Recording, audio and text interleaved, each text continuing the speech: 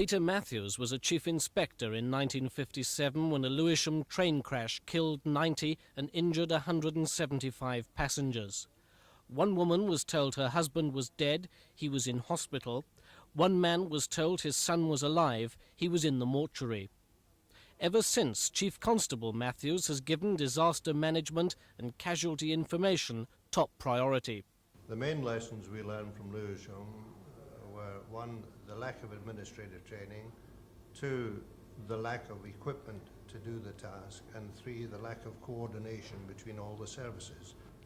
Above his Guildford Operations HQ is a special disaster command centre and casualty information bureau, ready to take control of and answer calls about any major incident from a murder to a massacre. It's equipped with its own communications. It can be manned at a moment's notice. Detectives at the scene and in hospitals feed in information about casualties, which in difficult cases can be cross-referenced to details from desperate relatives ringing in for news. Once you've taken the live bodies off the wreck and you've got them to hospital, without being unkind, the dead can wait a little bit.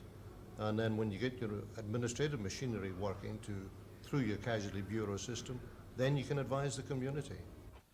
The Matthews Disaster Management Plan has become a standard, adopted by police forces at home and abroad, tried and tested when a Gatwick-bound Boeing 727 crashed at Hawley.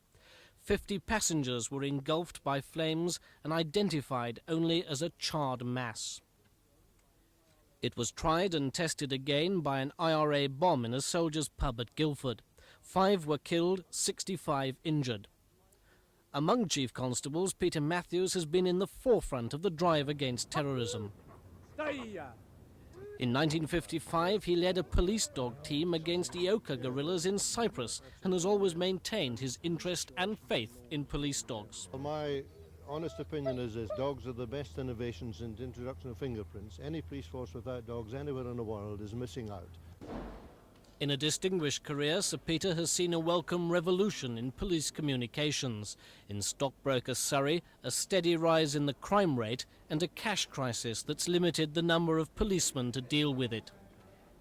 He takes with him on Christmas Eve a weighty 4-volume scrapbook and his original shoulder strap. He plans to end his career where it began, at Vine Street Police Station in the West End. You must appreciate, when I walked into Vine Street at the age of 19, I was as green as the grass of the hills where I came from. But I don't think I'm as green now as I was then. If I had my chance, I'd do it all over again. My only conditions are, I must go back to Vine Street. I must be trained by the same cunning old policeman who trained me. And when the time comes to get married, I'd like to marry the same girl.